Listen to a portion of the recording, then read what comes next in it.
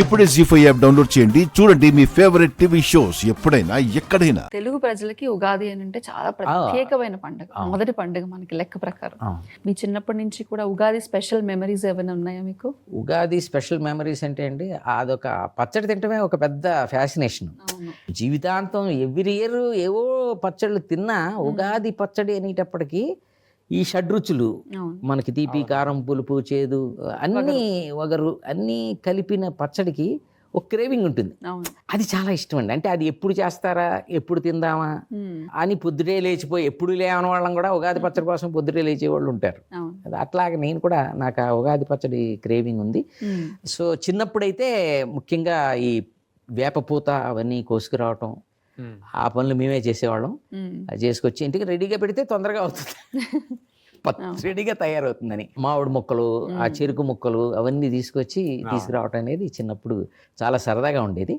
అవి చేసేవాళ్ళం. తర్వాత ఇంకా ఎక్కడైనా పక్కన ఏ టెంపుల్లో అయినా పెడుతుంటేనో, లేకపోతే షూటింగ్లో కూడా ఉగాది పచ్చళ్ళు చేసి ఆ రోజు మనం షూటింగ్లో ఉంటే పెడుతుంటారు.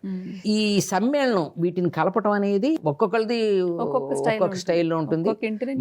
మీరు ఇందాక చెప్పినట్టుగా మన లైఫ్లో అన్ని రకాల ఉంటాయి కదా, అన్ని భావోద్వేగాలు ఉంటాయి. అట్లాగే ఉగాది పచ్చళ్ళు ఉంటుంది. దీన్ని మరింత ఆరోగ్యకరంగా ఏమన్నా చేసుకోవచ్చా అన్నది ఏమన్నా ఉంటే మరి డాక్టర్ గారు చెప్పాలి.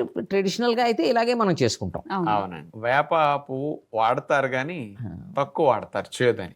అవునండి. అసలు వాడాల్సింది వేప ఎక్కువ. ఆ వేప చేదుని కాస్త ఇబ్బందికరంగా లేకుండా మార్చుకోవటం కోసం అటు పులుపు, అటు తీపి, కారం అన్ని ఇస్తారు.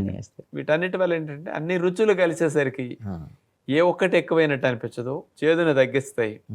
చింతపండు వేస్తే ఈ పులుపుని ఉప్పు తగ్గిస్తుంది. అది ఒకదానికొకటి అది కలిసి ఒక చక్కటి రుచిని ఉగాది పచ్చడి రూపంలో మనకిస్తాయి. మనం కూడా జీవితంలో సమాజంలో చూస్తే చేదుగా ఉండే మనుషులు ఉంటారు, కారంగా ఉండే వాళ్ళు ఉంటారు, అట్లాగే అగ్రెసివ్ పీపుల్, టాక్సిక్ పీపుల్ ఉంటారు.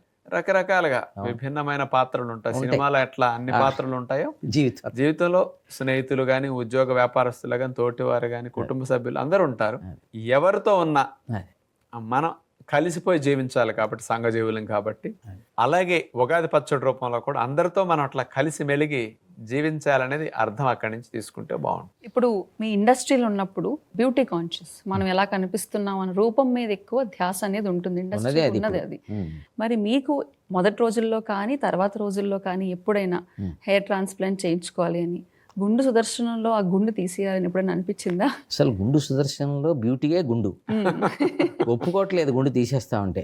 ఇప్పుడు గుండు సుదర్శన అని మీరు పిలవటమే గుండు సుదర్శన అని పిలిచారు కదా, అనవసరంగా టోపీ పెట్టుకుంటే బాగోదు. అర్థమైందా మీకు? గుండే నాకు బ్రాండ్ అయింది, అందుకే గుండు సుదర్శన అయింది. సో అది నేను లేని అది లేదు. ఇదే హైలైట్. నేను విగ్గు పెట్టుకుంటానా పెట్టుకోనివ్వట్లేదు డైరెక్టర్స్.